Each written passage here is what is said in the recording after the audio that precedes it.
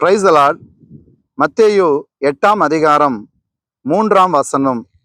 இயேசு தமது கையை நீட்டி அவனை தொட்டு, எனக்கு சித்தம் உண்டு, சுத்தமாகு என்றார். உடனே குஷ்டரோகம் நீங்கி அவன் சுத்தமானான்.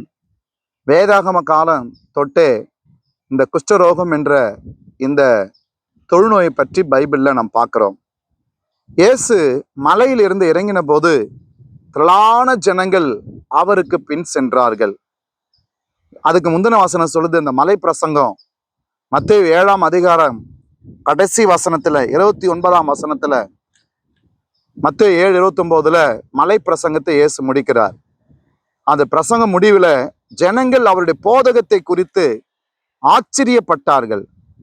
அந்த மலை பிரசங்கம் முடித்து இறங்கின போது அவருடைய ஆச்சரியமான போதனையை கேட்டு திரளான ஜனங்கள் அவருக்கு பின் சென்றார்கள். அவ்வளோ கூட்டத்துல ஒரு குஷ்டரோகி ஒருவன் அவரை பணிந்து, ஆண்டவரே, உமக்கு சித்தமானால் என்னை சுத்தமாக்க உம்மால் கூடும்.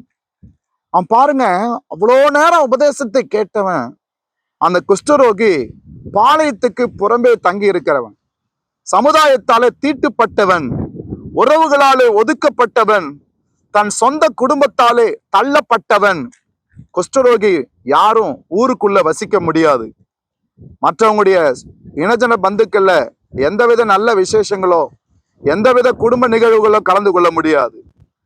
அவன் சமுதாயத்திலே ஓரம் தள்ளப்பட்டு தீட்டுப்பட்ட நிலைமையிலே வாழ்ந்திருந்தவன்.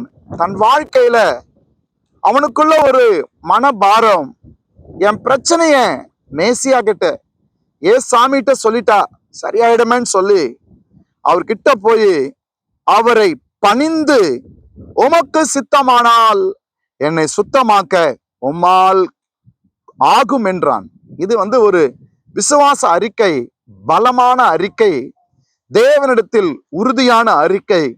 அவரால் நிச்சயம் முடியும்னு சொல்லி அவன் ஏசாமிகிட்ட போய் கேட்கிறான். இயேசு தமது கையை நீட்டி அவனை தொட்டாருங்க. இந்த இயேசு யார் தெரியுங்களா? முதலாவது உங்க உள்ளான காயங்களை ஆற்றுவார்.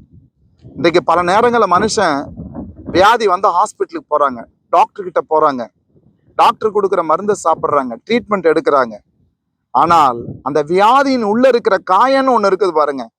என்னைக்குதான் என் பிரச்சனை சரியாயுமோ, இன்னைக்காவது இந்த ஹாஸ்பிட்டலுக்கு போயிட்டு வந்தேன், இந்த மருந்து சாப்பிட்றேன், உடம்பு நல்லா ஆகுமா, அந்த உள்ள ஒரு காயத்தோடு அந்த மருந்து எடுப்பான். ஆனா ஏசாமி பாருங்க, அவன் பிரச்சனைக்கு முன்னால தம்முடைய கையை அவனை தொட்டார். உன சமுதாயத்துல எல்லாரும் ஒதுக்கிட்டாங்களப்பா, எல்லாராலும் தள்ளப்பட்டியாப்பா, உனக்கு நான் என்னுடைய சித்தத்தை நான் உனக்கு தெரியப்படுத்துறேன்னு சொல்லி அவனை தொட்டு, எனக்கு சித்தம் உண்டு, சுத்தமாக என்றார். உடனே குஷ்டரோகம் நீங்கி அவன் சுத்தமானான். இந்த நேரத்துல பாருங்க, அட் த மொமெண்ட் அவன் லைஃப்ல இருக்கிற எல்லா ப்ராப்ளம்ஸும் ஒரு முடிவு வந்துச்சு. சரீரத்துல ஒரு மாற்றம், மனதளவில் ஒரு சந்தோஷம், அவன் வாழ்க்கையில ஒதுக்கப்பட்ட நிலையில ஒரு மாற்றம் வந்துச்சு. ஏசாமி உங்க வாழ்க்கையில வந்திருக்கிறார். நம்ம வாழ்க்கையில ஏசு வந்திருக்கிறார்னா he gives an holistic blessings, முழுமையான ஆசீர்வாதங்க. இதுதாங்க இந்த ஏசாமி கிட்ட உள்ள விசேஷம். இந்த குஷ்டரோகி எப்படி ஆண்டவர்கிட்ட போய் பணிந்து தெய்வீக சுகத்தை பெற்றுக்கொண்டானோ, விசுவாசத்தோடு பெற்றுக்கொண்டானோ, அதே ஆண்டவர் தான் இன்னைக்கு இந்த நேரத்துல எப்பேற்பட்ட வியாதியோடு கூட இந்த வார்த்தையை நீங்கள் கேட்டுக்கொண்டிருந்தாலும் உங்களுக்கு தெய்வீக சுகத்தை தரக்கூடிய ஒரு நல்ல தெய்வம் இந்த இடத்துல இருக்கிறார். அந்த ஆண்டவர் உங்களுக்கு தெய்வீக சுகத்தையும் பலத்தையும் தர அவர் போதுமானவர். எனக்கு அன்பானவர்களே, இயேசு அன்றைக்கு குஷ்டரோகியின் கையை நீட்டி தொட்டு சுகமாக்கினவர் உங்களுக்கும் தெய்வீக சுகத்தை கொடுப்பார். ஜெபிப்போமா.